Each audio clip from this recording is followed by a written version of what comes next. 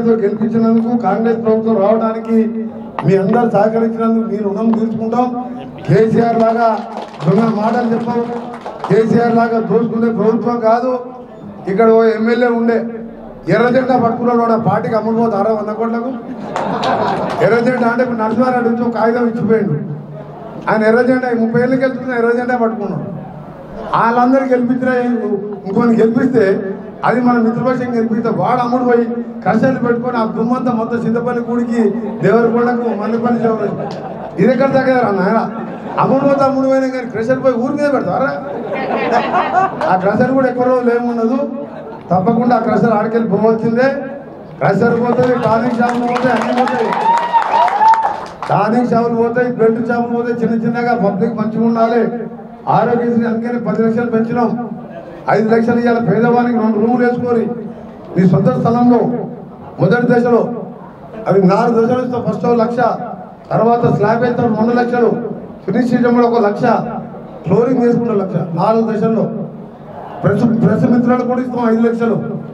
పత్రికా విలేకరులకు, ఎలక్ట్రానిక్ మిత్రులకు, వెబ్ మీడియా కూడా ఇస్తాం. ఎందుకంటే ఇంత ఆదాయం పెరుగుతుంది తెలంగాణకు. కానీ ఆ ఆదాయాన్ని ఆ కుటుంబం తినేసింది. మొత్తం రాక్షసులు తిన్నట్టు తినేసింది. మొత్తం కొడుకులు, సడ్డకుల పిల్లలు 7 లక్షల కోట్లు అప్పు చేసిండు. ఇక్కడ చూస్తాను ఏ ప్రాజెక్ట్ లేదు, ఏం నీళ్ళు. అందుకనే సోదరులారా కూడా చెప్తాం, 5 ఏళ్ళు నీతి నిజాయితీగా పాలిస్తాం. ఒక్కటే విధంగా ఓటు నిండకుండా మా నాయకులకు అలాగే మీడియా ద్వారా నల్గొండ పార్లమెంటు అభ్యర్థిగా మన కుందూరు రఘువీర్ రెడ్డి మన సోదరుని, ఈ ప్రాంతం మనవడే, జానారెడ్డి గారి కొడుకు, అలాగే ఇప్పటికీ ఇక్కడ సంబంధం ఉండి ఇక్కడ ఎమ్మెల్యేగా వాళ్ళ తాత కూడా పనిచేసింది. కాబట్టి మీ అందరూ కూడా ఆశీర్వదించి, నేను మొన్న మిర్యాలగూడలో చెప్పిన, గుర్రంపూడిలో చెప్పిన, భారతదేశంలో రావి నారాయణ రెడ్డిని పోరాట యోధునికి, భూదాన ఉద్యమకారుడు జవహర్లాల్ నెహ్రూ కంటే ఎక్కువ మెజార్టీ వచ్చింది. ఇవాళ కేసీఆర్ నల్గొండ ప్రజల్ని కన్నీళ్లు పెట్టించి, మంచినీళ్ళు లేకుండా చేసి కన్నీళ్లు పెట్టి, నాలాంటి వాడే కాదు, ఎమ్మెల్యేలే కాదు, ప్రజలందరూ కన్నీళ్లు పెట్టి ఇవాళ నీళ్లు లేక ఏడుస్తున్నాం.